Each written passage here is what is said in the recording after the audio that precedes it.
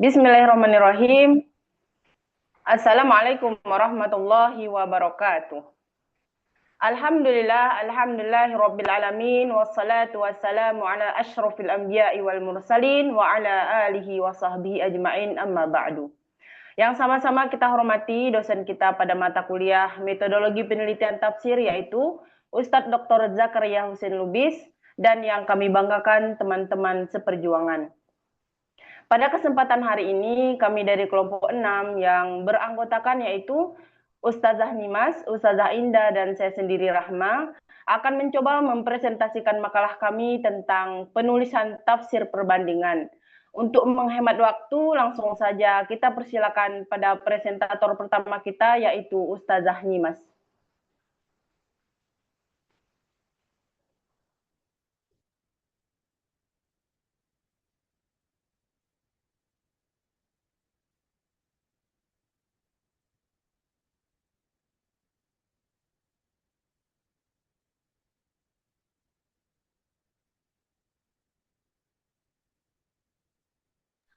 Sebentar Ustaz.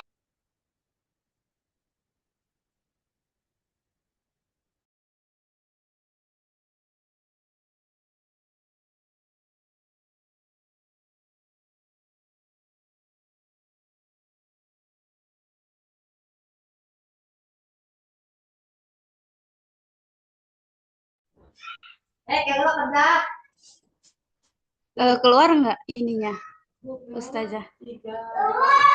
Keluar, Ustazah. Oh iya. Bismillahirrahmanirrahim. Izin melanjutkan mengenai penelitian tafsir perbandingan.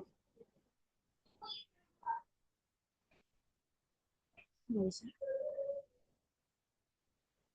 Bentar.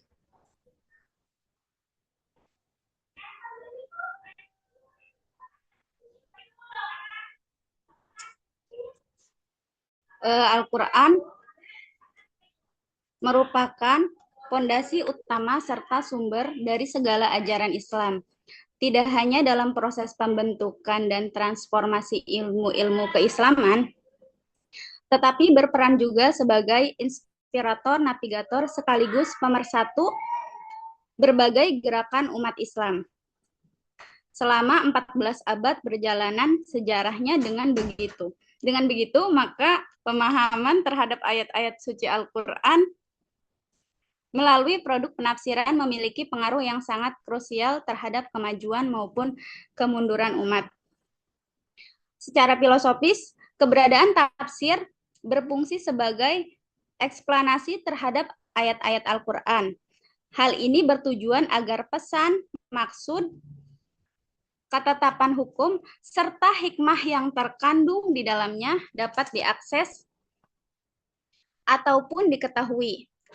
Jika ditinjau dari aspek historis, Al-Quran memiliki karakteristik di mana satu ayat seringkali berfungsi sebagai penjelas bagi ayat lainnya. Dalam beberapa konteks, sebuah ayat mungkin muncul dengan pernyataan yang bersifat umum atau global, yang kemudian diperinci oleh ayat lain melalui redaksi yang lebih spesifik dan detail. Sejak ulama masa salaf hingga era kontemporer, para pakar Al-Quran terus berupaya menggali kedalaman kandungan makna dari Al-Quran. Oleh karena itu, kita dapat menjumpai keberagaman karya tafsir yang hadir dengan metodologi dan corak yang bervariasi. Pada dasarnya, setiap pemikiran selalu berkaitan erat dengan ide serta landasan metodis yang digunakan, begitu pula dengan tafsir Al-Quran yang mencakup dua pilar utama, yaitu kandungan penafsiran sebagai produk pemikiran sang mufasir, serta metode penafsiran sebagai produk sistematik yang ditempuh dalam proses penafsiran.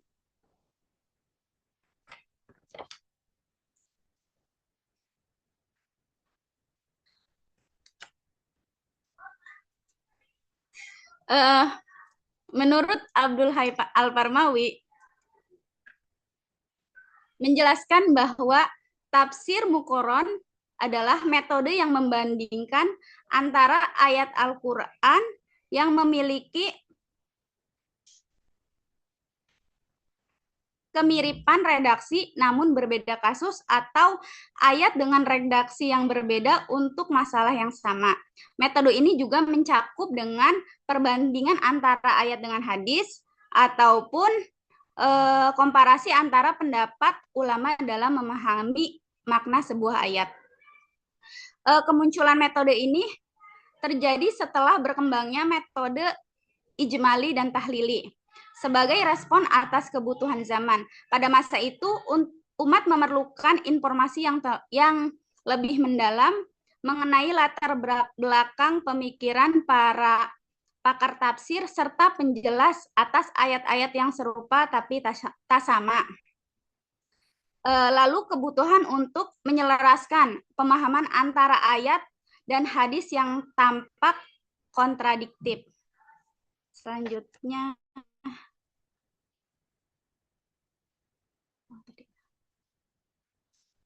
kelebihan tafsir Muqaron. Yang pertama yaitu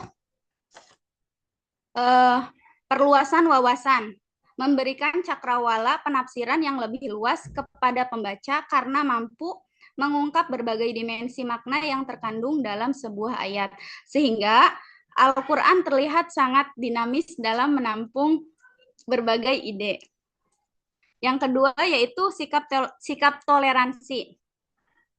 Mendorong terciptanya sikap menghargai perbedaan pendapat dan menghindarkan seseorang dari fanatisme buta atau sikap ekstrim karena metode ini menyajikan berbagai alternatif pemikiran secara objektif. Selanjutnya yang ketiga yaitu referensi komprehensif. Sangat bermanfaat bagi peneliti yang ingin menelusuri sejarah dan perkembangan pemikiran suatu ayat secara mendalam. Yang keempat yaitu stimulasi intelektual, memacu mufasir untuk melakukan riset mendalam terhadap literatur ayat, hadis maupun pendapat ulama lainnya. Namun demikian terdapat beberapa kekurangan dalam metode tafsir Muqaron ini. Yang pertama, segmentasi terbatas. Tidak cocok disajikan kepada seluruh lapisan masyarakat karena memerlukan kesiapan intelektual dalam menerima perbedaan pendapat yang tajam. Yang kedua yaitu kurang aplikatif. Seringkali gagal memberikan solusi praktis bagi persoalan sosial kemasyarakatan karena orientasinya lebih terfokus pada aspek perbandingan daripada pemecahan masalah secara langsung. Terus yang ketiga yaitu minim kebaruan. Cenderung hanya bersifat penelusuran atau inventarisasi terhadap pendapat-pendapat ulama yang sudah ada tanpa menawarkan konstruksi pemahaman baru yang segar. Selanjutnya akan dilanjutkan oleh Ibu Rahmani.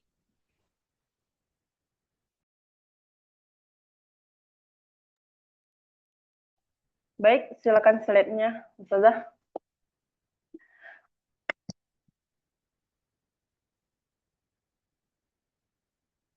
Lanjut, next slide. Ya, Ustazah, sebentar loading.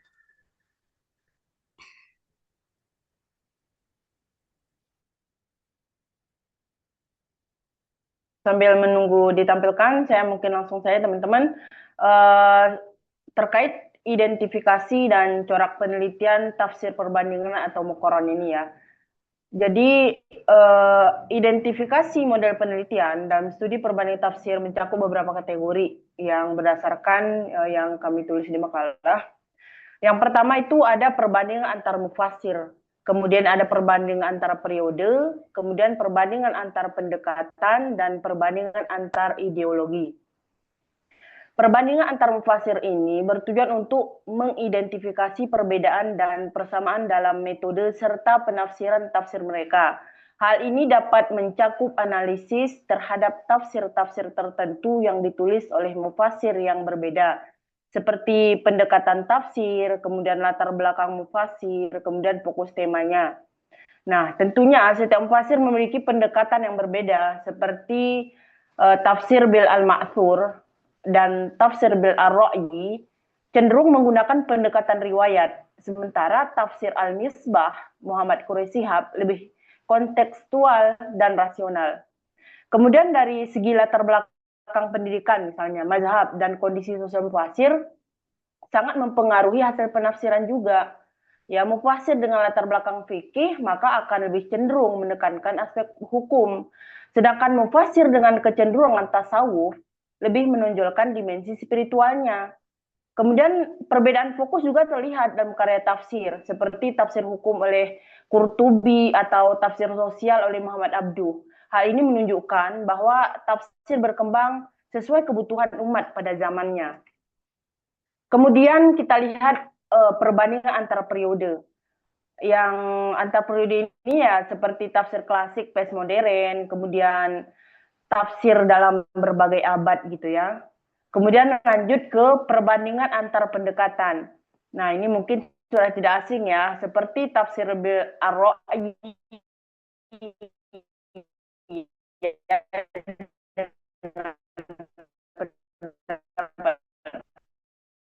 pribadi. Pendapat iman yang menekankan ada tafsir bil ma'thur ya berdasarkan riwayat. Pendekatan ini berlandaskan pada riwayat yang sahih baik dari Al-Qur'an, hadis maupun pendapat sahabat dan tabi'in. Kemudian ada tafsir ilmiah. Pendekatan ini mencoba mengaitkan ayat Al-Qur'an dengan penemuan ilmiah modern gitu. Kemudian ada tafsir sosial politik. Kalau pendekatan ini menggunakan konteks sosial dan politik dalam memahami Al-Quran untuk persoalan kontemporer seperti keadilan sosial, penindasan, dan pemerintahan misalnya. Ya, intinya perbandingan antar pendekatan ini menunjukkan bahwa metode tafsir sangat menentukan arah dan hasil penafsiran ya, sehingga satu ayat dapat memiliki beragam makna sesuai pendekatan yang digunakan itu. Kemudian perbandingan antar ideologi. Nah, ini seperti ideologi Sunni, PSIA gitu kan. Kemudian ideologi modernisme, PS tradisionalisme misalnya. Kemudian ideologi politik atau sosial. Nah, kemudian kita lihat corak dan orientasi kajian ini. Jadi ada beberapa ya. Pertama kajian teologis. Ini bisa kita lihat ciri-cirinya yaitu fokus pada akidah ya teologi. Kemudian dipengaruhi mazhab teologi, peran dalam pembentukan doktrin.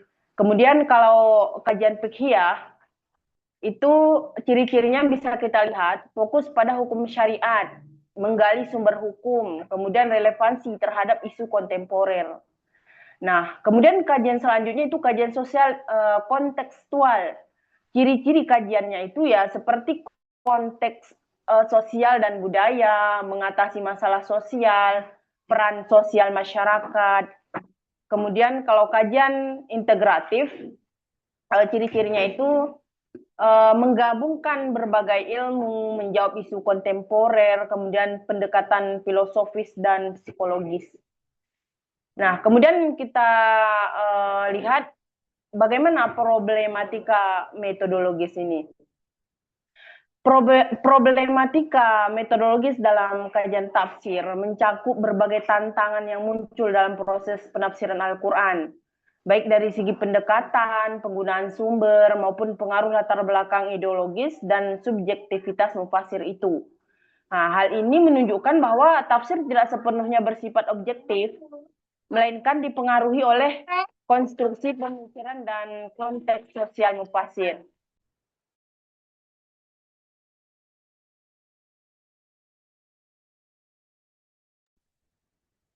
Nah, jadi ini ada seperti apa namanya bentuk-bentuk bias ideologis ya, seperti pemikiran mazhab, pendekatan politik, kemudian ideologi sosial atau ekonomi. Kemudian ada juga ketidakseimbangan sumber ya, misalnya bentuknya ya seperti keterbatasan riwayat, kurangnya pendekatan kontemporer gitu. Kemudian ketergantungan pada tafsir klasik. Kemudian ada subjektivitas analisis. Ya, seperti bentuknya pandangan pribadi atau keyakinan, pengalaman sosial atau budaya, kemudian interpretasi konteks gitu kan. Kemudian selanjutnya terkait metode dan langkah implementasi. Ya, jadi ada beberapa. Pertama kita lihat dari jenis penelitian, yaitu jenis penelitiannya itu kualitatif dan kepustakaan ya, yaitu library research. Kemudian dari teknik pengumpulan datanya, yaitu ada studi dokumen, kemudian studi pustaka, kemudian dari teknik analisis komparatif ini digunakan untuk membandingkan berbagai tafsir ya, guna menemukan persamaan dan perbedaan secara sistematis. Nanti ada langkah-langkahnya, bisa baca di makalah. Kemudian ada tahapan penelitian tafsir perbandingan, yaitu langkah-langkahnya ya memilih tema dan fokus penelitian, mengumpulkan data tafsir, kemudian dianalisis, kemudian interpretasi dan penyusunan kesimpulan. Untuk selanjutnya akan dijelaskan oleh Ustazah Indah. Silakan.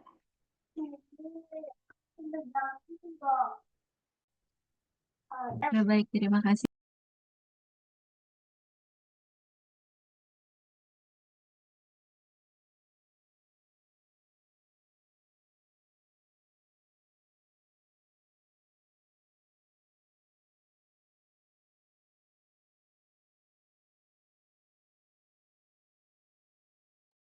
Mute Ustazah Indah. Oh ya, baik. Terima kasih Ustazah Rahmani. Di bagian ini saya akan menjelaskan tentang contoh implementasi daripada metode tafsir muqaron. Jadi di sini kami mengambil 3 jurnal. Yang pertama itu jurnal yang berjudul The Polemic of Isra Mi'raj in the Perspective of Mu'tazilit and Sunni Tafsir, Comparative Study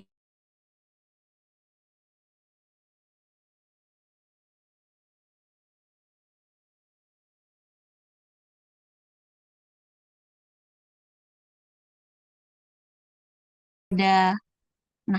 Nah, tabel yang pertama. Nah, ini. Nah, jadi tabel yang ditampilkan ini sebenarnya itu hanya sebagai ringkasan. Jadi, saya nggak baca satu persatu. Yang saya ingin fokuskan adalah di mana letak perbedaannya dan yang paling penting, kenapa perbedaan itu bisa terjadi gitu.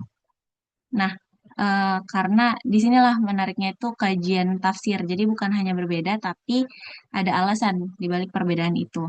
Nah, yang pertama ini tentang Isra Mi'raj. Nah, jadi di sini perbandingannya membandingkan antara pendapat Al-Zamakhsyari dan Fakhruddin Ar-Razi. Al-Zamakhsyari dengan kitab Al-Kasyafnya dan Fakhruddin Ar-Razi dengan Mafatihul Ghaibnya. Nah, jadi kalau kita lihat yang menarik di sini bukan sekedar beda penafsiran atau beda tafsir, tapi beda cara memandang realitas yang ada gitu. Jadi Imam Al-Razi mencoba menjelaskan Isra Mi'raj itu secara rasional atau dengan akal. Jadi beliau seperti ingin mengatakan bahwa peristiwa ini tetap bisa diterima oleh akal gitu.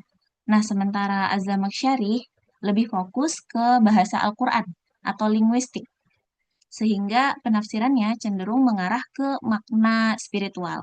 Nah, di sini kita bisa lihat bahwa tafsir itu nggak berdiri sendiri, tapi sangat dipengaruhi oleh cara berpikir dari mufasirnya itu. Jadi yang berbeda bukan hanya hasil tafsirnya, tapi cara berpikir di balik tafsir itu sendiri gitu. Lanjut ya. Kemudian kami menjumpai di jurnal yang kedua, itu judulnya Aplikasi Metode Komparatif, Analisis Buku Tafsir Nusantara, Analisis Isu Gender dalam Al-Misbah, karya Quraish Shihab, dan Turjuman Al-Mustafid, karya Abdurrauf Asingkili, karya Akbar Umar. Jadi yang kedua ini tentang tafsir gender, membandingkan antara pendapatnya Quraish Shihab dan Abdurrauf Asingkili. Nah, yang menarik di sini adalah kita bisa melihat gimana tafsir itu berubah mengikuti zaman. Jadi Quraish Shihab itu sebagai mufasir modern atau kontemporer mencoba membaca ayat itu dengan konteks yang ada hari ini gitu, sehingga tafsirnya itu lebih fleksibel dan relevan dengan isu-isu gender yang ada saat ini. Sedangkan Abdurrauf Asingkili tidak secara khusus membahas isu gender karena memang di zamannya itu belum menjadi sorotan utama gitu. Nah, jadi di sini kelihatan bahwa tafsir itu bukan hanya soal teks, tapi juga tentang konteksnya. Dan perbedaan tafsir itu seringkali lahir dari perbedaan realitas yang dihadapi seorang mufasirnya. Gitu. Kemudian yang ketiga tentang jihad. Nih, jadi perbandingan penafsiran tentang ayat jihad. Eh, Analisis jurnal perbandingan penafsiran jihad menurut Imam At-Tabari dan Quraish Shihab dalam tafsir Al-Quran. Karya Raihan Qidab. Nah, perbedaannya di sini cukup jelas, tapi menariknya di sini. Nah, jadi Imam At-Tabari ini memahami jihad itu sebagai perjuangan fisik karena konteks zamannya memang penuh dengan peperangan. Nah, sementara Quraish Shihab memaknai jihad itu lebih luas, termasuk tentang perjuangan moral dan spiritual. Nah, menariknya adalah satu kata yang sama, jihad, itu bisa punya makna yang berbeda tergantung dari konteksnya. Nah, ini menunjukkan bahwa Al-Quran itu kaya akan makna dan tafsir membantu kita menggali makna tersebut sesuai dengan kebutuhan zaman. Nah, jadi dari tiga contoh ini kita bisa lihat bahwa perbedaan tafsir itu sebenarnya bukan masalah, justru menjadi kekayaan dalam memahami ayat-ayat Al-Quran. Nah, yang penting bukan siapa yang paling benar, tapi bagaimana kita memahami kenapa perbedaan itu muncul. Dan disinilah metode Muqarran jadi penting, karena membantu kita melihat tafsir secara lebih terbuka, kritis, dan tidak sempit. Hmm, gitu. Mungkin saya kembalikan ke, oke, terakhir. Jadi metode tafsir Muqarran itu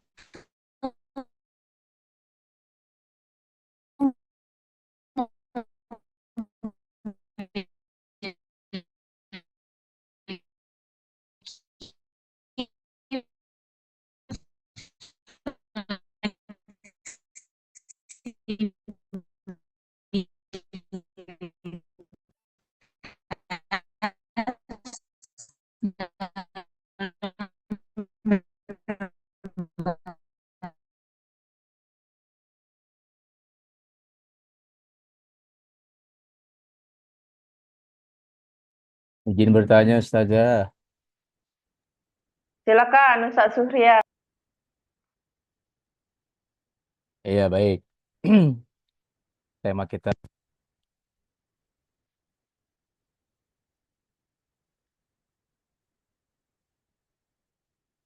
singkat saja, pertanyaan saya. Bagaimana cara kita sebagai peneliti itu menentukan tafsir mana ya yang sesuai, yang nantinya akan kita bandingkan antara tafsir satu dengan yang lainnya. Kalau tadi dicontohkan, kayaknya sih yang beda-beda saja ya. Sedangkan di penjelasan awal, Muqarran nggak hanya perbedaan aja, tapi persamaan ya termasuk Muqarran juga.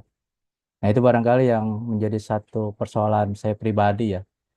Kadang saya masih bingung begitu banyak tafsir.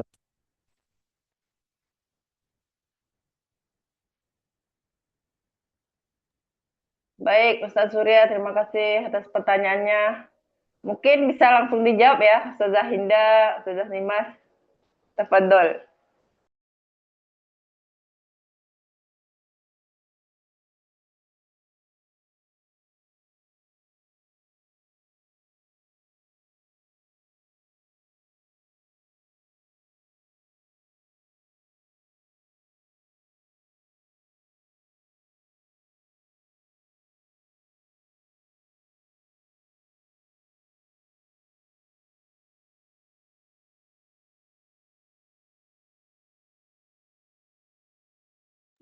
Ustazah Indah mungkin bisa menjawab dulu.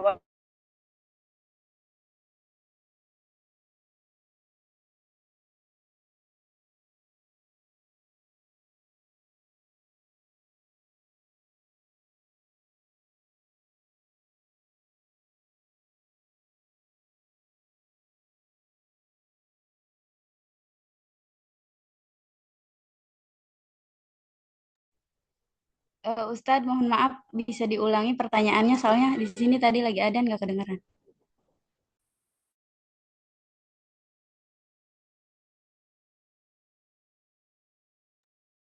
Ya, baik. Saya ulangi pertanyaannya. Singkat saja, bagaimana cara kita sebagai peneliti itu menentukan tafsir mana yang cocok untuk kita bandingkan antara satu dengan yang lainnya? Karena memang begitu banyak tafsir yang ada sehingga bingung nih. Adakah cara-cara tertentu kira-kira yang ini nih, yang ini nih? Gimana sih cara menentukan yang sesuai begitu? Terima kasih.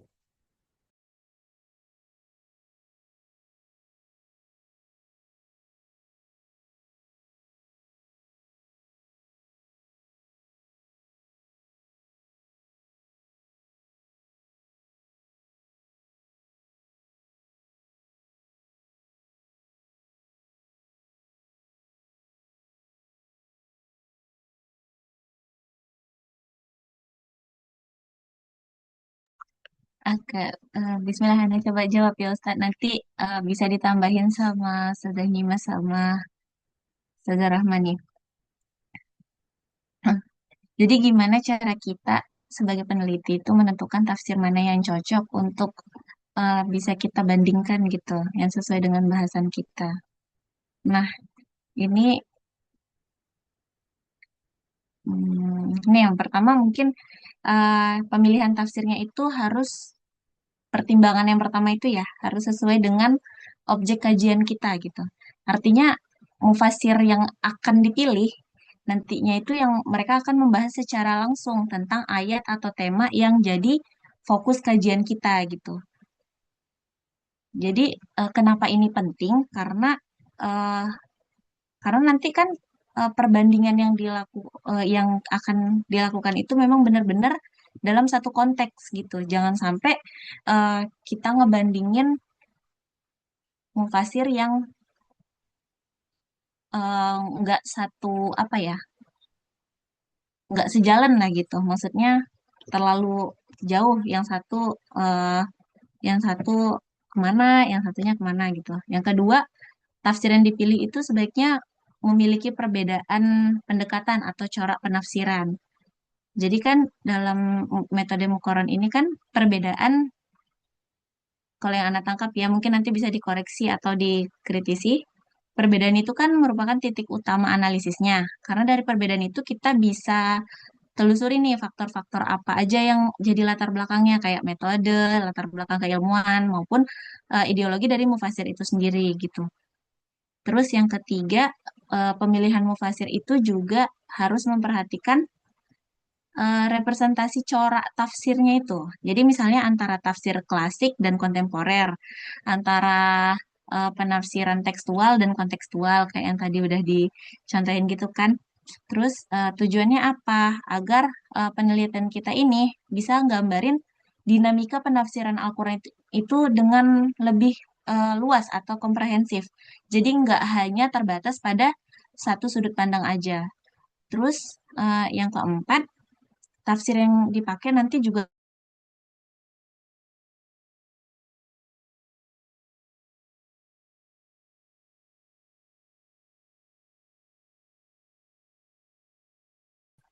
kredibilitas dari hasil penelitian kita gitu. Jadi pemilihan tafsir dalam metode Mukoron ini bukan hanya sekedar memilih pendapat yang berbeda aja, tapi kita apa ya ada proses seleksi ilmiah lah gitu. Ya kita pertimbangkan relevansinya, variasi pendekatan, coraknya gitu. Jadi dengan kriteria-kriteria itu, penelitian itu nggak hanya bersifat narasi atau deskriptif aja gitu, tapi juga bisa ngehasilin analisis yang lebih dalam lah gitu terhadap keragaman penafsiran Al-Quran. Gitu, Ustaz. Kalau dari saya.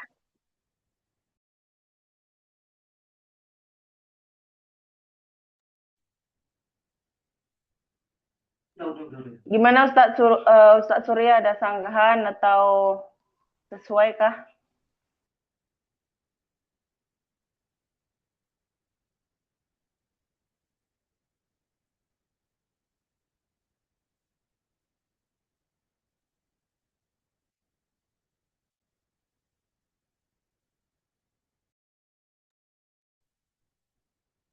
Halo, cek, cek. Kedengaran? Kecil Ustaz, suaranya kecil.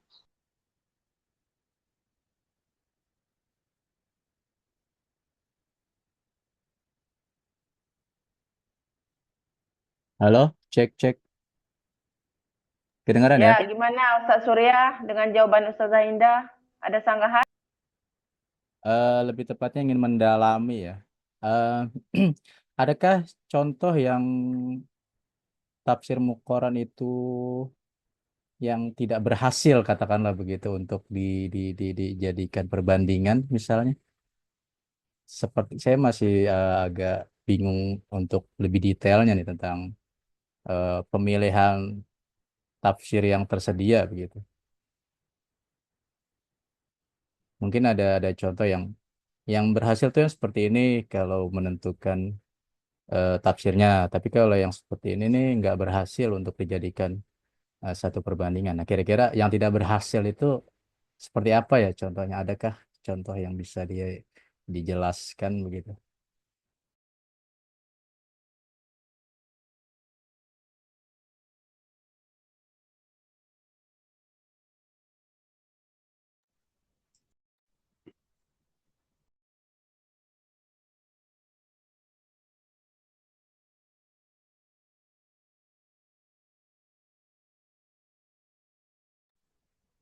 Ustadz Surya, kalau semisalkan mau ngasih contoh yang berhasil, boleh nggak Ustadz? Kalau yang tidak berhasil, saya belum tahu, belum baca lagi. Ya boleh. Maksudnya gimana ya? Agar kita tahu sebenarnya kalau yang berhasil tuh yang seperti ini. Tapi kalau yang kayak gini nih nggak berhasil begitu. Karena kan secara umum misalnya misalnya konteks sabar misalnya. Kan saya yakin seluruh mufasir akan membahas sabar gitu kan. Misalnya sabar. Namun yang berhasil itu kayak gini nih sabarnya. Jadi harus pakai tafsir yang ini. Tapi kalau sabarnya versi penafsir ini nih nggak cocok. Nah, saya ingin ada gambaran yang ke situ gitu. Maksudnya kan nggak mungkin kita pakai tafsir tentang sabar semua tafsir kan. Tapi yang kira-kira Iya, iya. pas. Nah, itu maksud saya gimana nih Baik. nentuinnya gitu. Yang pas dan yang tidak pas begitu. Eh, oh, ini eh, saya izin kasih contoh yang kan tafsir perbandingan tadi kan bisa ngebandingin ayat dengan ayat dengan hadis ataupun pendapat mufasir kan, komparasi antara pendapat mufasir. Nah, ini perbandingan contohnya ya, salah satu contohnya ya Ustadz, perbandingan antara ayat dengan ayat yang redaksinya mirip. Ini Quran surat Al-An'am ayat 151 dengan Quran surat Al-Isra ayat 31. Kalau semisal di Quran surat Al-An'am, wala taqtulu auladakum min imlaq. Nahnu narzuqukum wa iyyahum. Nah, jadi janganlah membunuh anak-anakmu karena miskin. Kamilah yang memberi rezeki kepadamu dan kepada mereka. Kalau di surat Al-Isra, wala taqtulu auladakum khasyata imlaq nahnu narzuquhum wa iyyakum. Nah, beda. Kalau di surat Al-Isra, dan janganlah kamu membunuh anak-anakmu karena takut miskin. Kalau kamilah yang memberi rezeki kepada mereka dan kepadamu. Di sini kan redaksi ininya ayatnya hampir mirip kan Ustadz. Kalau yang surat Al-An'am wala taqtulu auladakum min imlak, kalau misalkan yang Al-Isra ada khosyahnya. Nah, terus kalau misalkan di surat Al-Isra, nahnu narzuquhum wa iyyakum. Jadi nunjukin dulu kan kamilah yang memberi rezeki kepada mereka dan kepadamu. Jadi di surat Al-Isra ini Allah tuh ngasih tahu kalau misalkan Allah yang bertanggung jawab memberi rezeki kepada mereka. Mereka itu anak-anak dan kepadamu itu ke orang tuanya. Nah, terus kalau yang di surat Al-An'am nahnu narzuqukum wa iyyahum. Nahnu narzuqukum ini kamilah yang memberi rezeki kepadamu dan kepada mereka. Jadi perbandingan redaksi yang sama antara surat Al-An'am 151 dan surat Al-Isra ayat 31. Jadi kan sama-sama ini tuh dua ayat ini tuh sama-sama jangan membunuh anak karena takut miskin. Di surat Al-An'am miskin di sini itu sedang miskin, memang lagi miskin gitu.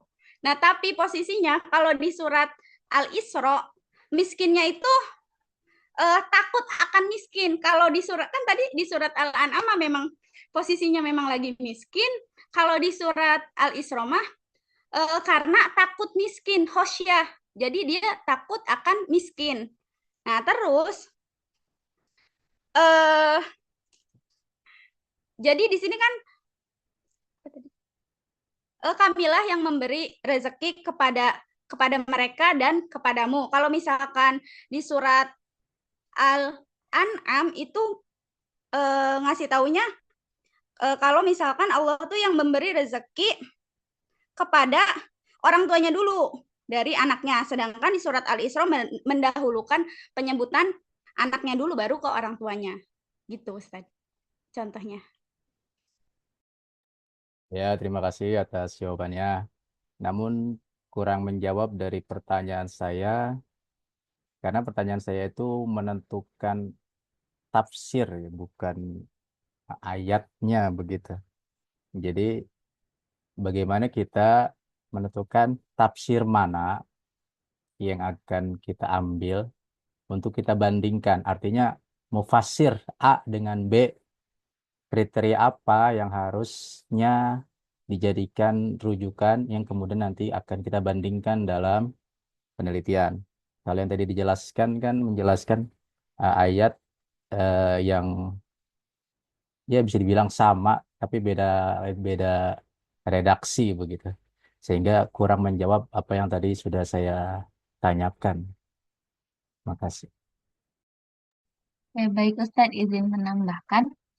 Berarti yang Ustadz Surya tekankan itu tentang perbandingan pendapat mufasir gitu. Berarti kita fokusnya ke mukoron dari pendapat mufasir gitu kan Ustadz.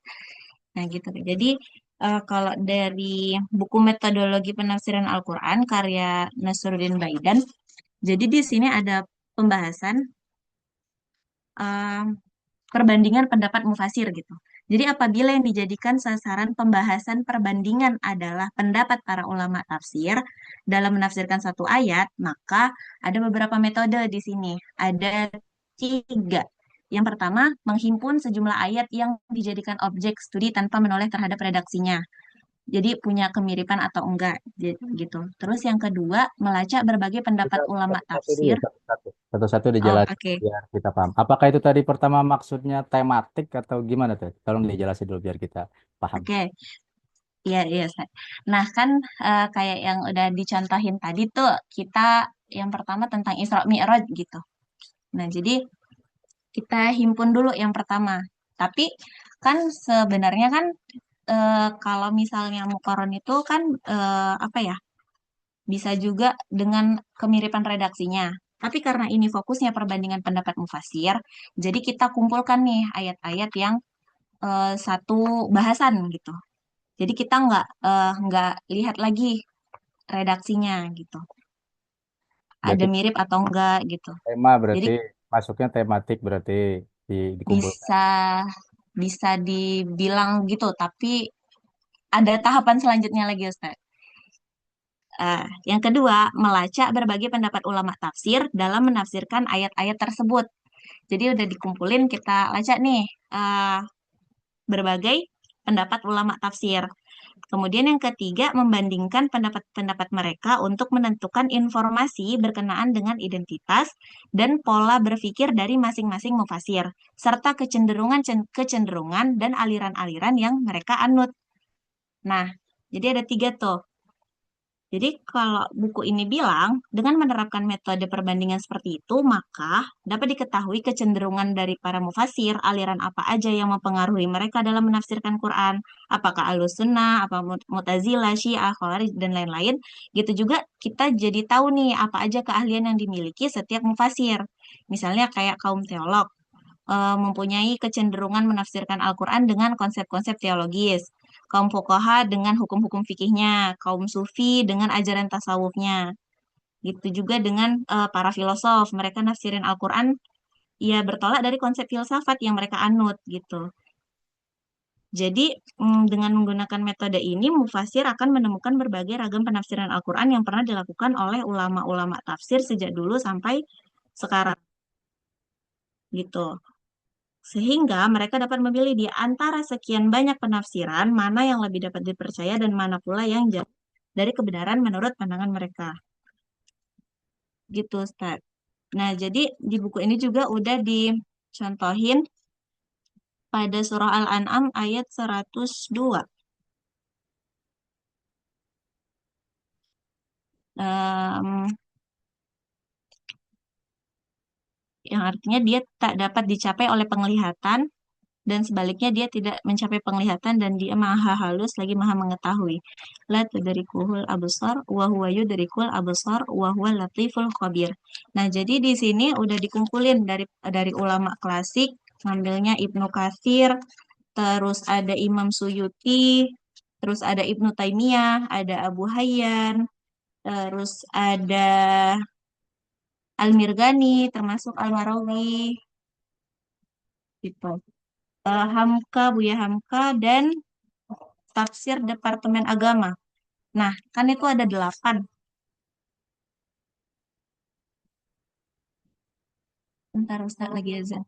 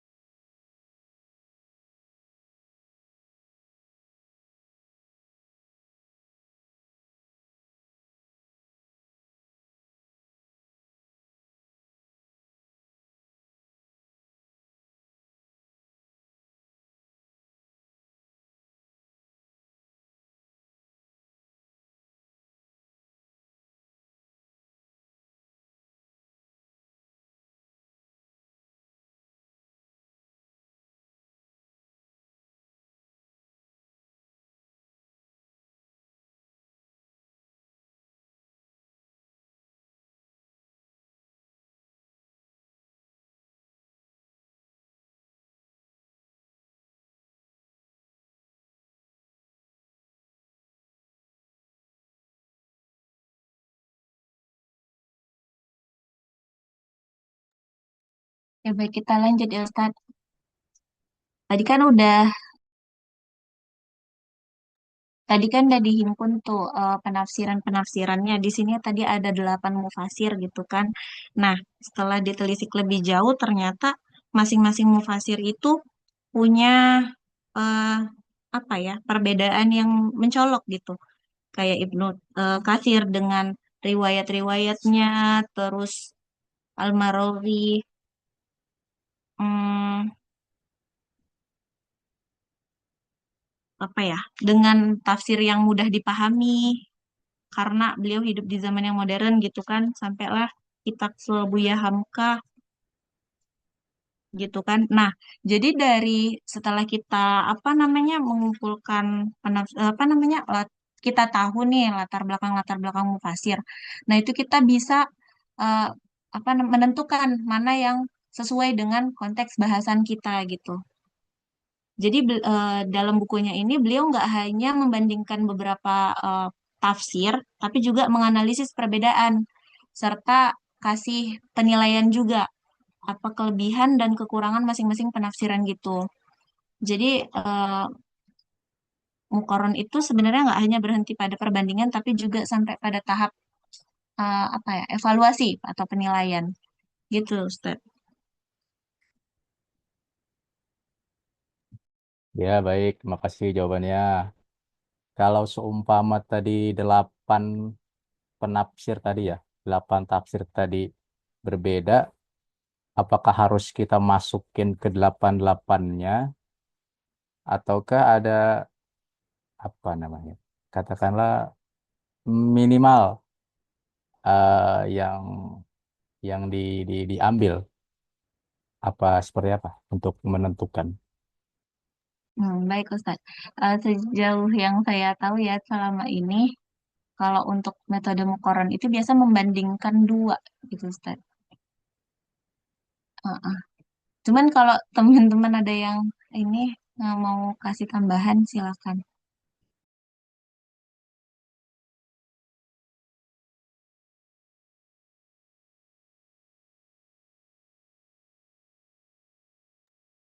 Ya, baik, saya menyusul ya pertanyaannya. Ketika ada dua tokoh, katakanlah ya, dua tokoh penafsir yang sepertinya kontradiktif, namun ada penafsir lain juga yang sama dengan, misalnya dua nih ya, A dan B, namun ternyata C sama dengan B, D ternyata sama dengan A. Nah, itu apakah cukup diwakili oleh A dan B saja, apa memang harus A, B, C, D begitu? Baik, Ustaz. Menarik pertanyaannya. Em, kita misalnya fokus kedua gitu kan, Ustaz. Nah, jadi yang si C yang mendukung A, si D yang mendukung B tadi bisa kita masukkan sebagai pendukung. Apa ya namanya? Yang sependapat lah gitu, ulama yang sependapat. Jadi nggak harus dimasukkan dalam, misalnya kita mau meneliti tentang tadi kan ayat-ayat jihad menurut Prof. Quraish Shihab dengan Ibnu Katsir misalnya. Terus ternyata Buya Hamka sependapat sama Ibnu Katsir gitu. Nah, nggak harus kita jadiin judul, tapi cukup jadi eh, masukkan aja di paragraf Buya Hamka sependapat dengan gini gitu. Gitu, Ustaz. Oh iya, bila yang kita bandingkan ternyata sama, apakah itu gagal penelitiannya? Tadi dua tokoh tadi ya, misalnya A sama B, ternyata sama. Apakah gagal untuk dijadikan mukoron itu atau seperti apa?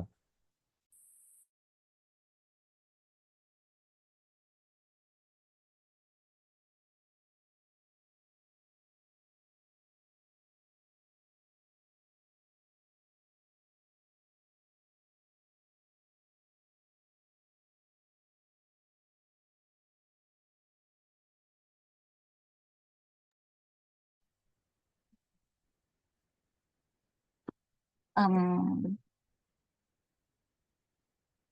jadi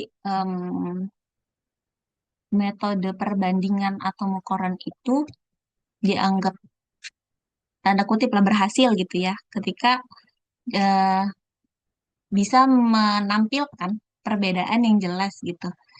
Karena kan kalau dia nggak berbeda, apa yang mau dianalisis gitu? Kan sejalan gitu kan. Nah, misalnya kayak tadi At-Tabari sama Quraish Shihab gitu memahami tentang jihad. Terus keduanya tuh bahas tema yang sama. Tapi kan pendekatan sama konteksnya itu berbeda gitu kan. Jadi Imam At-Tabari klasik cenderung memahamin jihad itu sebagai perjuangan fisik, sedangkan Quraish Shihab kan memaknainya dengan cakupan yang lebih luas gitu. Ya, jadi perbedaan ini yang bisa dianalisis lebih lanjut. Nah, ini yang dikatakan yang berhasil gitu. Jadi Mukoron ini berfungsi secara optimal karena bisa mengungkap dinamika penafsiran yang jelas gitu. Terus kalau misalnya dianggap kurang berhasil apabila eh, perbandingan itu nggak menghasilkan perbedaan yang signifikan atau nggak relevan gitu dianalisis. Misalnya ketika bandingin tafsir Ibnu Katsir atau Bari dalam ayat-ayat hukum misalnya yang sama. Jadi kan keduanya sama-sama pakai bil ma'thur tuh riwayat dan menghasilkan penafsiran yang hampir mirip gitu. Nah, kalau udah kayak gini perbandingannya itu kan nggak ada nilai tambah gitu. Jadi karena nggak ada variasi yang bisa dianalisis secara mendalam, secara kritis gitu. Jadi kalaupun perbandingan itu tetap dilakukan pada tema yang berbeda atau sumber yang nggak seimbang dari segi otoritas, maka mukoron metode ini nggak bisa berjalan dengan baik gitu. Jadi keberhasilan metode mukoron ini sangat bergantung pada ketepatan dalam memilih objek perbandingan. Jadi nggak hanya sekedar ngebanding-bandingin aja, tapi kita harus tahu juga nih apa nih perbedaan yang relevan yang bisa dianalisis dan bisa menghasilkan pemahaman yang lebih dalam terhadap keragaman penafsiran Quran. Gitu, Ustaz. Wallahu a'lam. Jadi kesimpulannya harus beda ya. Ini harus ditekankan ya, soalnya kan kita nanti akan praktek apa namanya untuk membuat satu karya ilmiah. eh, Misalnya mau mengambil mukoron berarti fixnya harus beda gitu. Kemudian di akhirnya apakah sekedar membandingkan atau kita akan apa ya mendukung salah satu pendapat atau bebas-bebas aja mau sekedar menggambarkan perbedaan saja cukup ataukah memang harus ada satu pemikiran bahwa saya sebagai peneliti cenderung pada pendapat A karena bla bla bla bla, apakah begitu atau gimana akhirnya kesimpulan akhirnya.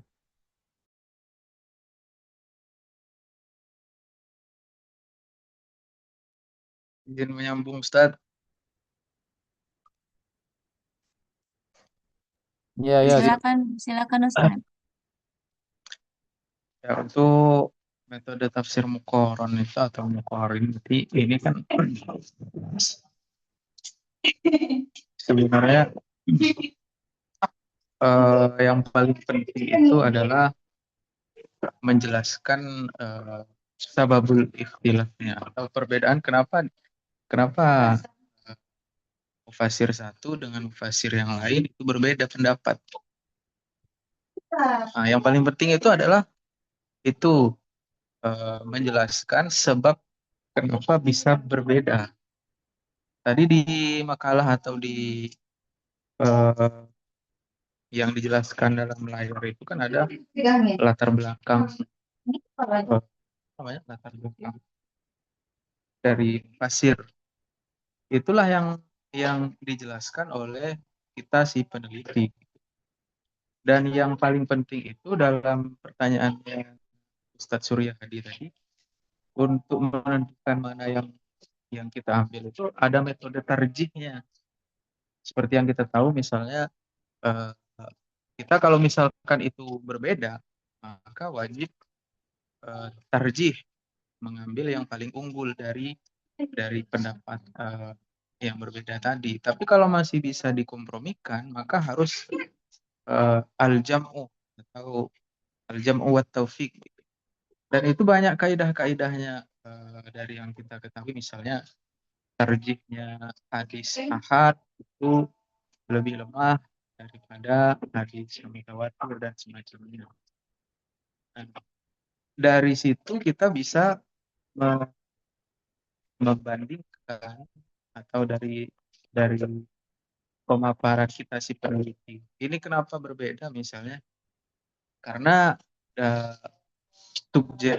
apa POV-nya yang modern atau yang klasik dan semacamnya. Atau alasan penafsirannya halus syahidnya atau yang harus digarisbawahi misalnya seperti contoh kiroahnya. Dalam kiroah ini dibacanya arjulakum atau kiroah yang satunya dibacanya arjulukum dan semacamnya. Itulah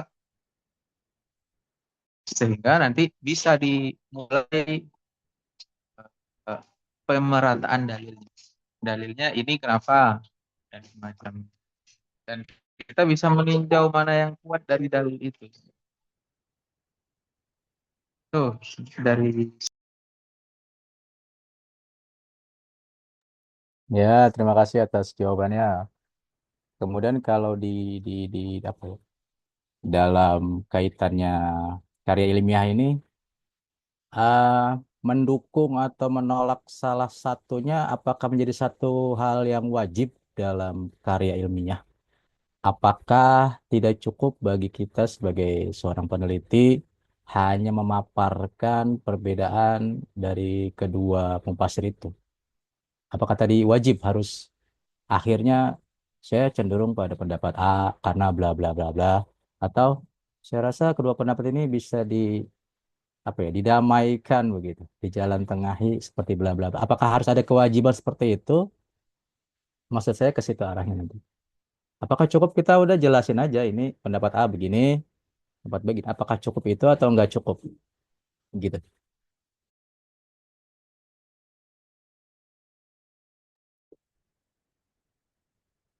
kalau bisa saya jawab Ustadz Surya itu eh, tergantung urgensi pemaka atau penulisnya, penelitinya dia statusnya mau menjadi eh, cuma mengolah data atau mau menafsirkan gitu. Kalau yang misalnya dalam dalam kitab yang kita ketahui misalnya At-Tabari itu kan, Tabari itu kan bisa dibilang cenderung mukorin, tafsir Tabari, kemudian Ruhul Ma'ani, kitabnya Al-Alusi itu kan cenderung banyak mengeluarkan atau menyajikan pendapat-pendapat ulama-ulama yang lain. Kemudian mereka sebagai mufasir memilih, oh saya lebih condong kepada pemilihan pendapat Ibnu Abbas misalnya. Jadi seperti itu. Kalau kita untuk mahasiswa atau dalam mengolah data tafsir-tafsir yang mukorin atau ayat-ayat yang diperdebatkan misalnya, ya ya sebatas itu saja mungkin dari mana seperti itu. Jadi tergantung status penulisnya mau urgensinya apa Ustadz. Kalau urgensinya dia punya kapasitas untuk menafsirkan dan memilih sesuai kaidah tarjihnya, maka penting kiranya kita memilih atau mengusulkan opsi dari penafsiran kita sendiri gitu. Tapi kalau kita masih belum punya kapasitas untuk itu, ya saya rasa kita hanya memberikan penjelasan dan perbedaan kenapa ini bisa berbeda, penyebabnya apa, mungkin seperti itu. Syukur Ustaz.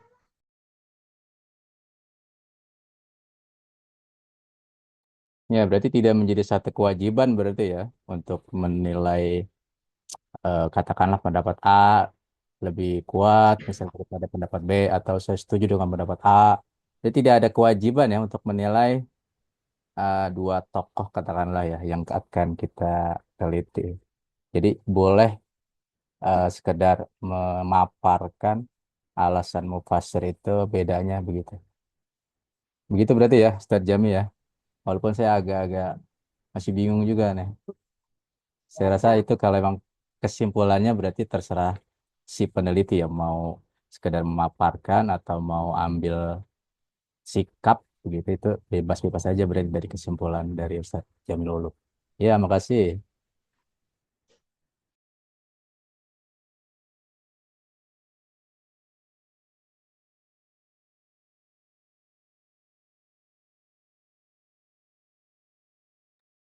Terima kasih Ustaz Surya, Ustaz Jamil Ulum. Mungkin teman-teman yang lain silakan ada yang mau ditanyakan atau diskusikan lagi. Mumpung pemateri kita hari ini ya, alhamdulillah ini mungkin sebagai info juga ya. Ustazah Indah itu kemarin pemenang apa ya? Jurnalis apa Ustazah? Karya ilmiah kalau tidak salah ya, TKMTQ. Nah, kita kesempatannya menggali ilmu beliau ya. Termasuk saya pun masih mencerna apa yang disampaikan beliau sebenarnya ya pelan-pelan ya. Jadi teman-teman ini kesempatan buat kita. Mungkin kita sambil belajar lah ya, sambil berdiskusi. Silakan.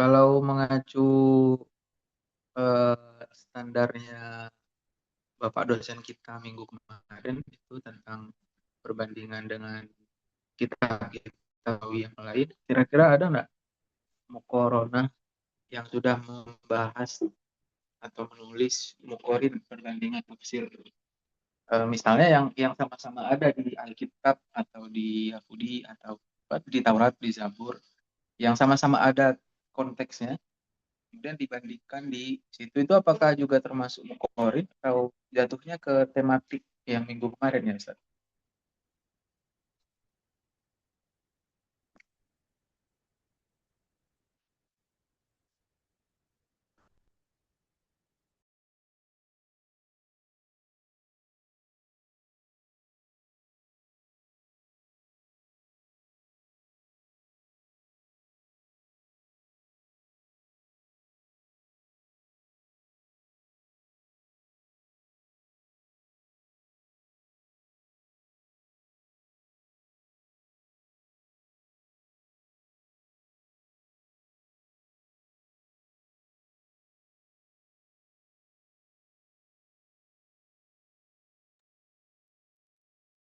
Halo, halo, apakah tidak ada respon?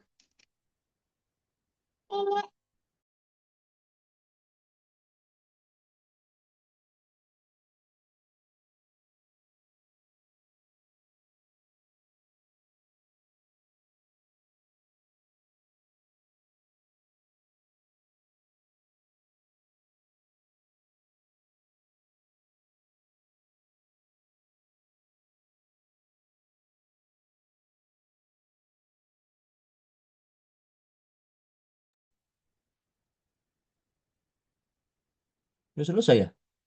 Kok pada diam? Pemakalah gimana? Sudah selesai apa gimana? Ya Ustaz, silakan mungkin teman-teman ada yang mau bantu atau ada hal lain yang disampaikan silakan.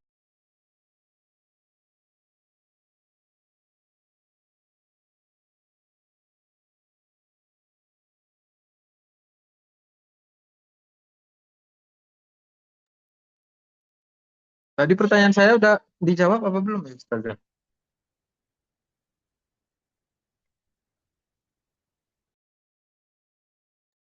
Tadi gimana ya? Tentang ahli kitab atau gimana tadi? Kurang ini saya nih, kurang paham. Mungkin diulangi lagi, maaf, Ustaz Jamil Ulum.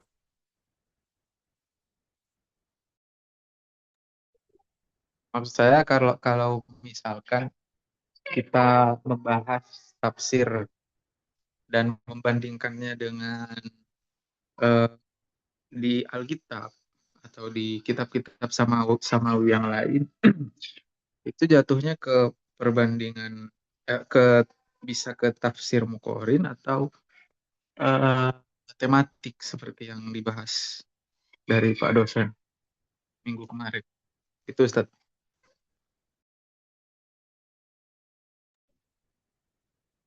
Kan ada kan yang kita bisa lihat di Al-Quran mungkin ada pembahasan tentang masih, dan di Bible misalnya ada, atau bahkan di kitab yang lain mungkin ada yang sama. Jadi kita membandingkan dari sudut pandang tafsir atau ayat yang di situ.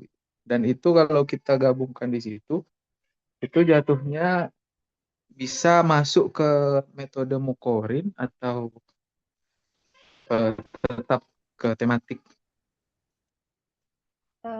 Ustadz izin menjawab. Boleh mencoba menjawab, Ustadz?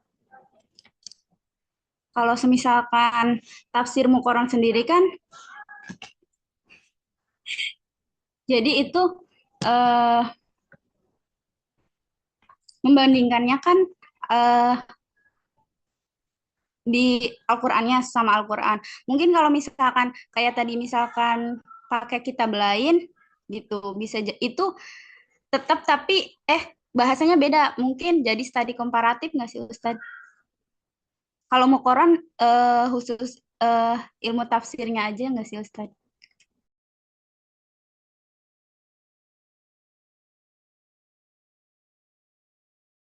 Ini makalah menjawab atau bertanya? Saya bingung nih.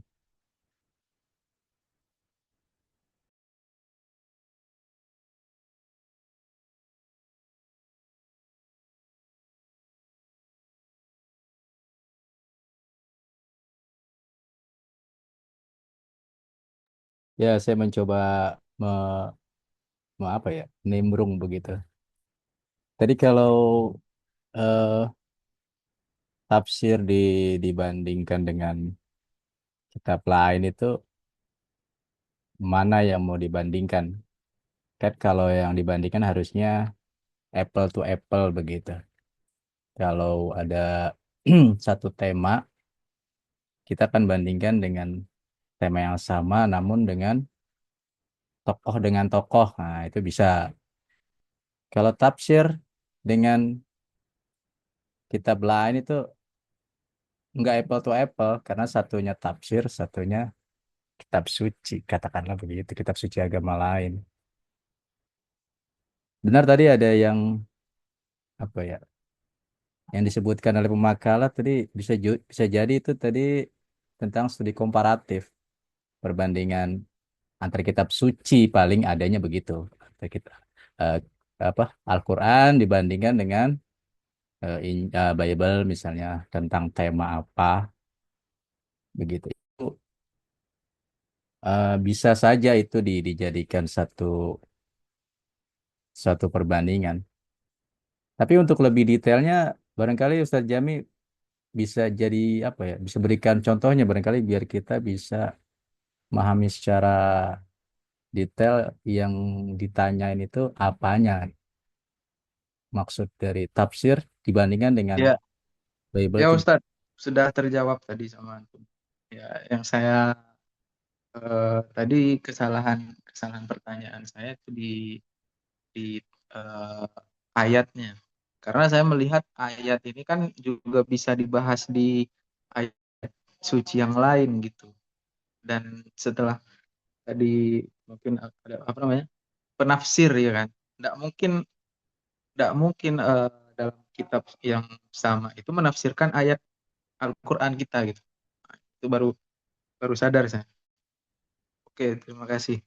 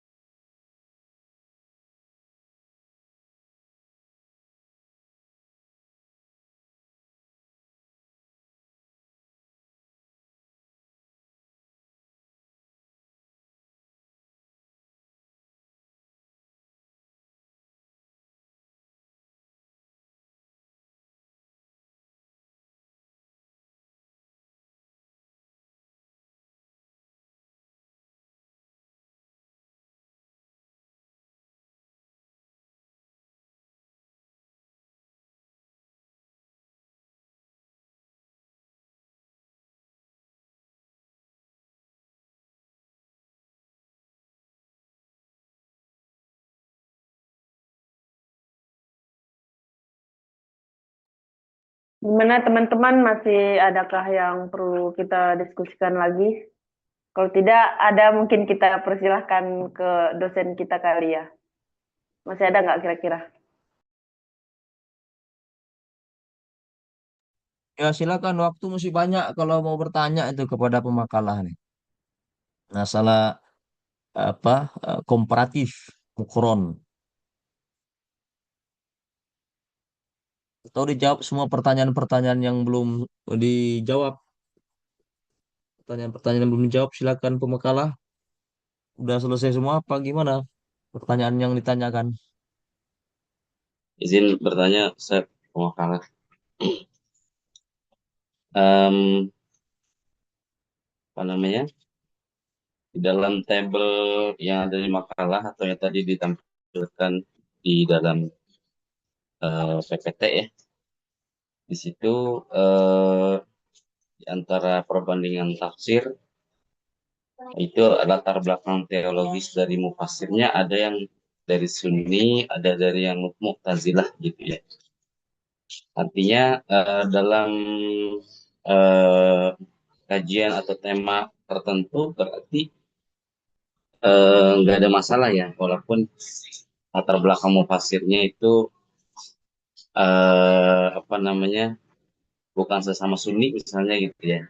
Yang satu Sunni mungkin, yang satu Syiah. Kalau di sini kan tadi yang satu Sunni, yang satu Mu'tazilah begitu. Dalam dalam Al-Quran ini latar belakang mufasirnya seperti itu nggak ada masalah atau memang bagaimana begitu, mohon penjelasannya.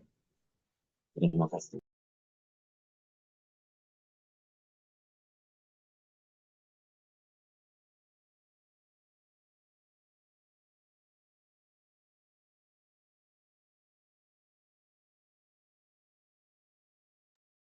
Baik, Ustadz. Tadi yang nanya Ustadz Lutfi ya, tidak salah. Ya, tadi memang ada ya di situ terkait perbandingan antar ideologi ya, tentang yaitu seperti Sunni dan Syiah ya. Nah, itu maksudnya tadi ketika misalnya yang mufasir itu berideologi Sunni, maka tafsir yang akan ini sepemahaman saya ya, karena saya pun belum begitu paham sebenarnya. Tapi insya Allah ini sependek yang bisa saya jelaskan ya. Jadi misalnya ketika seorang itu ideologinya Sunni, maka tafsiran yang akan ia ciptakan atau akan ia buat itu maka akan terpengaruh dari ideologinya gitu kan. Karena kan antara Sunni sama Syiah itu kan pasti ada perbedaannya dalam menafsirkan ayat. Nah, begitu juga ketika misalnya seorang Syiah membuat menafsirkan Al-Quran, maka akan terbawa ideologinya itu. Begitu ya yang dimaksud dari penjelasan kami tadi, perbandingan antara ideologi itu. Mungkin itu Ustadz. Tahu ada tambahan dari teman-teman yang lain, silakan. Izin menambahkan terkait pertanyaannya Ustadz Lutfi, apakah harus sesama Sunni? Jawabannya kalau dari kami pribadi itu tidak harus sesama Sunni. Kenapa? Dikarenakan tujuan dari suatu permasalahan ilmiah itu adalah kita melihat ragam istinbat, cara pengambilan hukum antara satu mazhab dengan mazhab yang lain. Karena kalau dibatasi hanya sesama Sunni saja misalkan atau sesama Syiah saja, nanti kajiannya akan jadi lebih sempit dan akan kehilangan dimensi perbandingan yang lebih kaya gitu. Justru dengan menerima dari lintas mazhab lain selama itu masih masih dalam koridor permasalahan tersebut, maka justru lebih bagus untuk lintas mazhab tadi, nggak harus sesama mazhab dan seterusnya. Jadi karena tujuan dari muqaran tadi itu kita akan melihat dalil satu dengan dalil yang lainnya. Oh, mazhab ini pakai dalil yang ini. Dari situ nanti kita akan kelihatan di situ mana sih yang dalilnya lebih kuat, atau yang mungkin menyimpang akan lebih terlihat lagi penyimpangannya, dan tujuannya di situ adalah untuk bisa memahami umat tentang suatu permasalahan. Jadi kalau kami pribadi tidak ada permasalahan untuk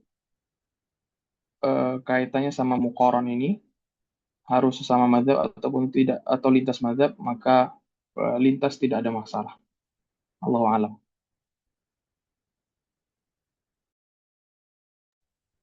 Ya, baik. Terima kasih. Jawabannya saya Zahra Malik dan Ustaz Ikhwan Kamilin.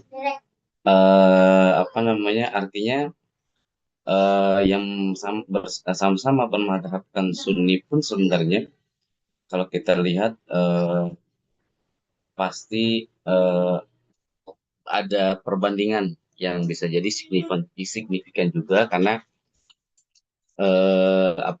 mufasir yang satu dan yang satu ada yang tekstual, ada yang kontekstual gitu ya. Kemudian ada yang mungkin basicnya lebih kuat di fikih atau tasawuf gitu, dari hal-hal yang dan latar belakang lainnya gitu ya, yang mempengaruhi ya, sehingga yang bermadhabkan misalnya sesama Sunni pun sebenarnya sudah akan melahirkan banyak pandangan yang membuat cakrawala kita semakin luas gitu ya. Atau memang mungkin dalam case tertentu gitu, atau dalam case seperti apa gitu, perbandingan apa namanya, tidak sesama Sunni misalnya gitu ya, dia harus ke ya misalnya Syiah, Mu'tazilah gitu, kayak gitu sih maksudnya. Ya, tapi menjawab, tapi terjawab. Tapi apa namanya, sesama Sunni pun kalau diurai kan berangkat dari latar belakang yang memang gaya penafsirannya berbeda, apa tekstual atau kontekstual, kemudian dia ahli tasawuf atau memang orang fikih ya, kemudian dan lain sebagainya, itu dari situ saja sudah melahirkan banyak banyak pandangan ya, itu melahirkan banyak itu. Nah, kalau memang sampai pada muqaronnya, perbandingannya sampai ke mazhab yang lain, ya apakah memang ini berarti pembahasan khusus atau bagaimana gitu, mungkin bisa lebih dijelaskan dari teman-teman.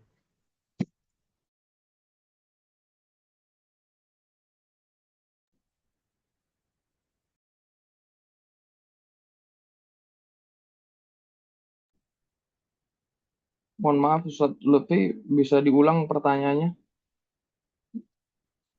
Ya,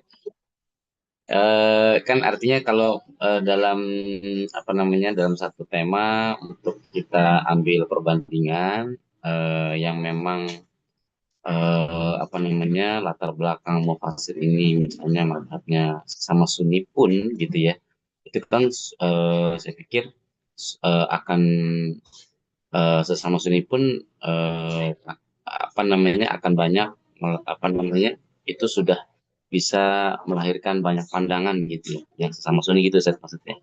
Karena memang misalnya yang bermadhab sesama Sunni itu memang yang A ini dia gayanya tekstual, dalam tafsirkan dia kontekstual, yang B. Tapi ini sesama Sunni gitu, Ustaz. Dari sesama Sunni pun sudah akan banyak melahirkan pandangan, ada perbedaan, ya ada yang bisa dibandingkan begitu, sehingga mungkin dirasa ya lebih apple to apple mungkin gitu kan, atau enggak gitu ya, atau mungkin saya salah gitu ya. Kemudian memang yang sesama mufasir ini sesama memang mazhabnya Sunni misalnya, dia juga ada yang memang dia satu ahli fikih atau ahli tasawuf gitu, sehingga untuk hasil dari yang diinginkan karena adanya perbedaan latar belakang itu sudah sudah sudah bisa menuai hasil yang bisa memperluas cakrawala ya, karena memang sesama Sunni pun dia sudah banyak perbedaan gitu karena latar belakang yang berbeda. Kalau misalnya sampai dibandingkannya, misalnya perbandingannya sampai ke dalam hal apa gitu, atau apakah masih ya dalam hal khusus, adakah dalam hal kekhususan tertentu gitu, sehingga muqaron itu, metode tafsir muqaron itu dibanding apa namanya, mengambil perbandingannya dengan mufassir yang memang dari madhab yang di luar Sunni misalnya gitu. Allah alam Ustaz. Terkait tentang mukoron ini, em, para ulama itu kebanyakan mereka membahas tuh nggak semua kitab-kitab. eh, saya ngambil contoh kayak kitab yang ulama-ulama mutasabiqin ya. Jadi itu bukan teksnya atau konteksnya kayak kita lagi debat gitu, ada di situ ada sunnah atau tidak. Itu biasanya mereka dengan karya ilmiah. Jadi tujuannya adalah untuk bisa apa ya, memberitahu umat bahwa karya saya itu apa namanya, nggak bicara dari satu arah aja gitu, dari banyak arah. Maka saya berikan banyak-banyak pendapat dan beserta dengan argumentasinya. Nah, di situ dari perbandingan tadi. Jadi bukan harus sesama Sunni, akhirnya apa harus sesama Sunni aja sudah banyak permasalahan, kenapa harus butuh sampai keluar-keluar, enggak. Jadi kayak apa namanya, semua pendapat itu dirangkum atau dijadikan satu tempat. Oh, ini alasannya, ini sebabnya, dibahas secara detail. Oh, ini dalil pendapat pertama dia pakai dalil ini, pendapat kedua pakai dalil ini. Ternyata di pendapat kedua di kitab aslinya dia justru membantah pendapat, gitu terus akhirnya kayak gitu. Yang paling terkenal adalah yang kami pelajari di kampus kami, itu kami belajar fikih muqaran, apa namanya, pakai kitab karya Al-Imam Ibnu Rushd. Itu bahkan filsuf termasuk yang diakui di kancah sampai Eropa sana, orang-orang barat mengakui bahwasanya filsufnya Ibnu Rushd itu sangat luar biasa sekali, diakui. Nama kitabnya adalah Bidayatul Mujtahid wa Nihayatul Muqtasid. Itu dipakai di kampus kami Lipia dan juga sempat dipakai di Universitas Islam Madinah, cuman sekarang ganti pakai Raudul Murbi Hambali. Kemudian rencana mau balik lagi pakai Bidayatul Mujtahid. Nah, di situ penulisnya sendiri itu mazhabnya Maliki. Tapi beliau menulis kitab Bidayatul Mujtahid tadi, di mana banyak beberapa permasalahan, tidak hanya satu, banyak beberapa permasalahan yang sebetulnya itu bertentangan dari mazhab yang beliau pilih. Tapi beliau dikarenakan dalam metode kitab fikih muqarannya tadi itu mengkomparasikan antara satu dalil pendapat ini dengan dalil yang lainnya. Oh, ternyata setelah dia teliti lebih kuat pendapat mazhab yang lainnya. Maka tidak jarang di dalam kitab tersebut beliau mensahihkan atau mentarjih pendapat lintas mazhab lain. Beliau untuk di satu permasalahan itu ikut mazhab yang lainnya, padahal beliau Maliki. Bahkan beberapa kali juga memdoifkan dalil yang dipakai oleh mazhab beliau sendiri Maliki. Jadi fikih muqaran itu tujuannya sebetulnya kalau orang sudah belajar fikih muqaran tapi gampang menyesatkan orang lain, itu justru patut dipertanyakan, karena fikih muqaran itu sendiri akan seharusnya tujuannya itu untuk membuka cakrawala kita bahwa oh, ternyata pendapat ini itu banyak loh dalilnya, dan dia nggak hanya pendapat yang kita tahu itu bukan hanya satu dua, bahkan jangankan beda mazhab, satu mazhab yang sama saja itu pendapatnya juga banyak berbeda. Mazhab Hanbali itu akan dijumpai dalam kitab Bidayatul Mujtahid itu misalkan permasalahan contoh hukum sholat berjamaah. Hukum sholat berjamaah dalam mazhab Syafi'i ya, contoh mazhab Syafi'i itu sebagian ada mengatakan bahwa sholat berjamaah itu fardu kifayah. Akan tetapi di pendapat yang lainnya tertulis bahwasanya itu hukumnya sunnah muakkadah dalam kurung mu'tamad. Jadi di dalam satu mazhab sendiri itu pun tidak satu suara gitu loh. Makanya dalam mazhab Syafi'i juga kan ada qaulun jadid, ada qaulul qadim. Itu untuk qaulnya Imam Syafi'i. Tapi dari para ulama-ulama dalam mazhab Syafi'i itu juga tidak satu suara. Makanya juga dalam mazhab yang lainnya biasanya pendapat ini riwayat dari Imam Ahmad fi riwayatin atau fi qaulin, tanda kurung fi qaulin. Habis itu di pendapat yang lainnya juga, di permasalahan yang lain, fil madhab. Nah, itu menunjukkan bahwa dalam satu madhab pun tidak satu suara. Itulah gunanya untuk belajar fikih muqaran tadi. Kita ngetahuin bahwasanya, oh ini perbandingan kitab permasalahan ini, itu banyak pendapat, bahkan di situ diambil juga, kita kan tahunya cuma 4 ya, tapi kalau di dalam fikih muqaran yang beliau tulis Bidayatul Mustad, beliau sering bawa mazhab satu lagi, namanya Zahiriyah. Itu mazhabnya Imam Abu Daud rahimahullah taala. Jadi ada 5 beliau tulis di situ. Mazhab Hanafi, Maliki, Hanbali, Syafi'i, Zahiri. Dan beberapa ulama-ulama independen sendiri, kayak misalkan Ishaq Ibnu Rahawai atau pendapatnya Mujahid, itu yang sendiri-sendiri. Adapun kalau mazhab boleh sebutkan ada 5 di situ, bukan hanya 4 saja. Gitu. Allahu alam. Cukup kali ya, sudah jam 8 ya. Pemakalah cukup kan? Cukup Ustadz, Insya Allah. Terima kasih banyak teman-teman yang sudah berperan aktif khususnya pada presentasi makalah kami kali ini. Apa langsung closing statement apa gimana Ustadz? Statement nanti aja ya, saya menyimpulkan saja dari diskusi ya. Jadi dalam RPS itu tentang koron komparatif, tafsir komparatif, sudah sangat tepat sekali dengan contoh-contoh yang dia berikan di makalah.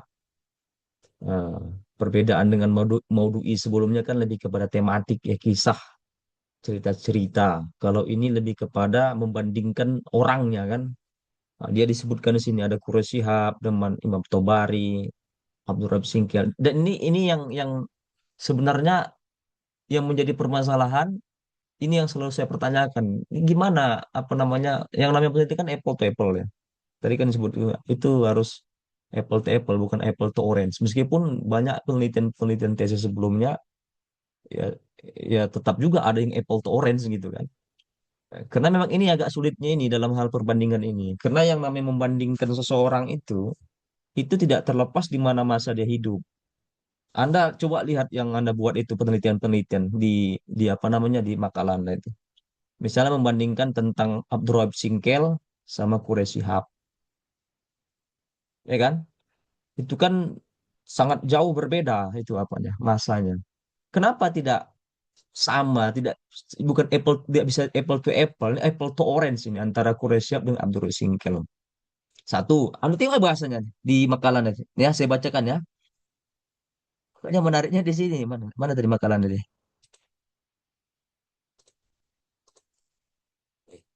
Sementara itu Abdurrahman Singkel sebagai mufasir klasik tidak secara eksplisit membahas isu gender sebagai problem utama. Hal ini bukan berarti ia menolak. Tahu kenapa Anda tidak membahas isu gender dia? Abdurrahman Singkel. Coba makalah saya tanya lu, kenapa dia tidak membahas isu gender itu? Makalah Abdurrahman Singkel itu di Tarjumul Mustafid. Menurut Anda kenapa? Siapa pemakalanya? Saya lupa, siapa pemakalnya?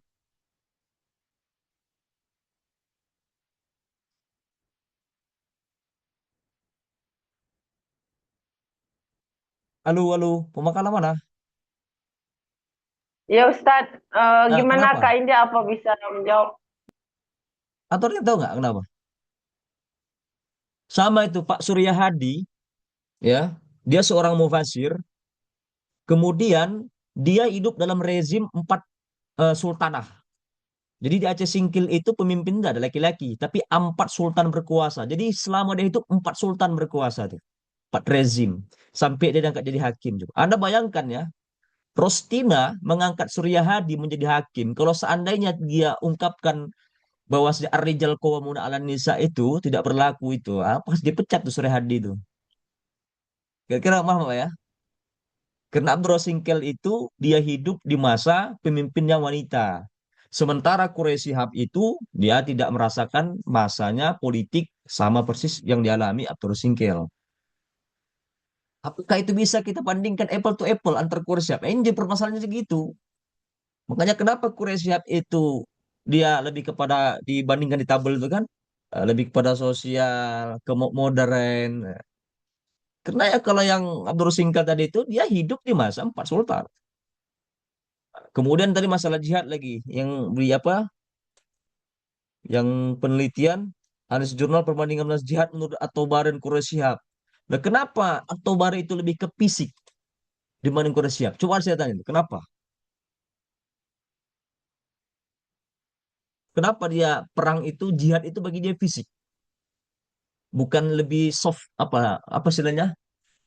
Kan ada dua tokoh besar ya, Sipis Pacem Parabellum. Pernah dengar tuh? Sipis Pacem Parabellum. Ini kata-kata yang diungkapkan militer Yunani ya, Sipis Pacem Parabellum. Ya kalau mau berdamai itu harus dengan kekerasan.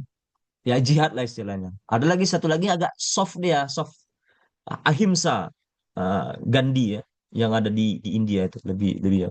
Ini lebih lebih keras dia nih, Tobarin. Kenapa? Karena dia mengalami masa transisi Daulah Abbasiyah yang perang dan dia jaga jarak dengan pemerintahan dan tidak suka dengan pemerintahan. Bisa jadi nggak kira-kira kalau kita bandingkan ya Imam Tobari dengan Quraish Shihab. Bahkan dia itu banyak di penjara penjara rumahan ya oleh rezim-rezim karena mazhabnya Mu'tazilah kan. 10 rezim berkuasa di transisi Mu'tazilah itu yang dialami gitu. Kenapa dia jihad? Karena kira-kira kalau seandainya dia doktrin gitu, karena dia tidak suka lagi sudah hedon Abbasiyah itu. Kalau dia doktrinkan jihad itu, bisa jadi banyak pengikutnya bisa menggulingkan, bisa nggak tuh makar? Bisa jadi, itu kan interpretasi, bisa nggak? Bisa kan? Karena dia sudah jaga jarak dengan tradisi Abbasiyah itu. Quraisy Shihab tidak merasakan itu. Makanya ketika kita bandingkan Quraisy Shihab An-Tabari, apa itu adil? Nah, ini menjadi masalah sama gitu. Apa itu apple to apple? Pak Suryadi. Apple to apple nggak Menurut itu? saya enggak, Sar ya. Nah, itu tadi itu ya, tapi banyak peneliti begitu. Makanya itu kenapa RPS hebat begitu. Memang sulit gitu. Tapi begitulah, nggak bisa. Kita kan menempatkan keadilan, akurasi data itu. Karena yang namanya interpretasi orang mufasir itu dia pasti latar belakangnya politik yang berkuasa pada saat itu. Apalagi misal tafsir Al-Huda. Siapa yang membuat tafsir Al-Huda itu? Seorang militer, ya kan? Kolonel Bakri itu. Tahu nggak tafsirnya ini lebih banyak mendukung programnya Soeharto, Bapak Pembangunan. Nah, kira-kira begitu. Jadi kalau seandainya, saran saya ya, kalau seandainya mau memperbandingkan itu, paling tidak yang semasa lah. Nah, kayak ini misalnya tadi semasa yang pertama itu, ini mungkin bisa diperbandingkan nih. Yang pertama ini, yang penelitian siapa tadi nih? Yang pertama itu tentang Isra Mi'raj. Meskipun mereka tak semasa juga kan, antara siapa tadi? Mafatihul Guyub dengan Tafsir Al-Kabir, Zamakhsyari dan Ar-Razi kan. Nah, cuma kenapa masih bisa diterima? Karena Ar-Razi ini lebih banyak menukil dari tafsir-tafsir Zamakhsyari khususnya tentang Mu'tazilah. Mungkin bisa diperbandingkan tuh. Tapi bagaimana akurasi? Karena tidak semasa juga gitu kan. Tidak semasa juga. Jadi kira-kira kalau bisa semasa lah dia. Semasa yang kira-kira politik yang ada pada masanya itu ya mirip dia. Jadi bukan hanya karena dia mufasir, sama-sama mufasir bisa dibandingkan. Tidak ada begitu. Tengok latar belakang historisnya juga. Ini kapan nih orang hidup nih? Apakah terjadi krisis politik pada saat itu atau genjatan senjata kayak bahasa sekarang kan? Atau perang pada saat itu harus dilihatkan juga. Jadi sehingga dia betul-betul apple to apple. Ya meskipun nanti belakangan tetap juga ada membandingkan nanti dengan ulama yang sekarang dengan 10 abad yang lalu tuh 100 tahun jaraknya itu. Kayak Imam Tobari sama Quraish Shihab itu iya kan berapa abad itu? Ratusan, berapa abad lagi udah abad tuh jaraknya itu. Nah, saya rasa kira-kira begitu. Kalau dalam Mukoron ini ya, membandingkan tafsir itu kalau bisa apple to apple, jangan apple to orange. Meskipun banyak juga begitu, ya mungkin kena kepentingan supaya yang penting selesai saja tesis, tapi secara SOP penelitian rasanya kurang bisa diterima ya, kurang bisa diterima. Karena tidak bisa apa membandingkannya tidak ini ya, tidak adil, tidak adil membandingkan. Meskipun sama-sama mufasir. Saya rasa itu saja kesimpulan saya. Silakan. Di closing statement, Terima silakan. kasih. Alhamdulillah, terima kasih banyak kami ucapkan kepada Ustadz Dr. Zakaria Hussein Lubis atas ilmunya. Semoga senantiasa barokah dan juga kepada teman-teman semua yang sudah menyaksikan dan yang ikut aktif terutama dalam diskusi pada hari ini. Semoga Allah jadikan kita semua orang-orang istiqomah dalam menuntut ilmu, mengamalkan dan mendakwahkannya. Mungkin langsung kita tutup dengan membacakan hamdalah dan doa kafaratul majelis. Alhamdulillahirrahmanirrahim. Absennya belum, Ustaz? Oke, silakan dipoto yang dari kalian. Di-share di grup, baru kita tutup. Minggu depan kita UTS. Berarti minggu depan nggak ada presentasi saja. Nggak ada, tetap masuk, tapi nanti soalnya saya kasih di jam sesuai belajar. Jadi matikan kamera, kerjakan dengan hikmat, baru nanti tinggalkan Zoom-nya nanti 5 menit setelah mau habis waktu. Mengerjakan Dan soalnya dipoto, berarti, Ustaz. ya ngerjakan soal. Nanti soalnya saya kasih dikerjakan. Nah, itu Ya durasinya silakan berapa dipoto. lama Ya sama untuk kayak ngerjain? ini, sama kayak kuliah, Pak. Jam berapa Oh, kita selesai? durasi. 20, 30? Nah, segitulah paling lama. Jadi harus Dari selesai nggak jam, selesai segitu berarti ya. kan di email kan ketahuan tuh jam berapa dia dia kirim tuh. Ah, itu Hmm. ketahuan kan jam berapa dia email. Jadi kalau misalnya di luar jam yang sesuai jam apa, itu nanti ada hitung-hitungan saya sendiri tuh apakah diterima apa tidak gitu kira-kira gitu ya. Pokoknya ketahuan di email Aduh, saya itu dia masuknya jam berapa. Ya gawat. silakan. Jangan kejam-kejam lah, Ustaz. Silakan dipoto, dikirim, di-share. Kawan-kawan yang bisa moto, boleh minta tolong? Ya, ya foto-foto cepat. Baru kita tutup. Di-share langsung.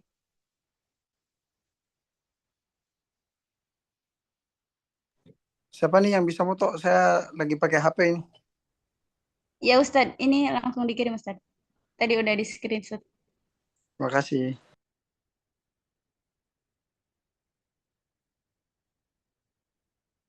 Belum ada masuk. 2D.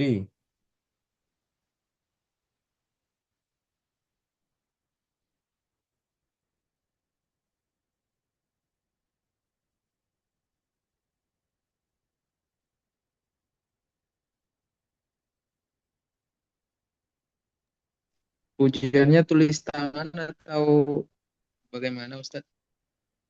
Tulis tangan.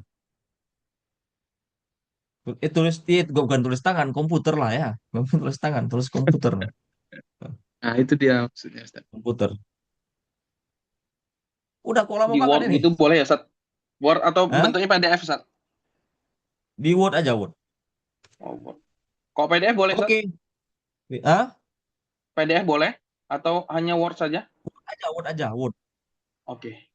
Ya, terima kasih sudah masuk ini. Assalamualaikum warahmatullahi wabarakatuh. Waalaikumsalam. Waalaikumsalam warahmatullahi wabarakatuh.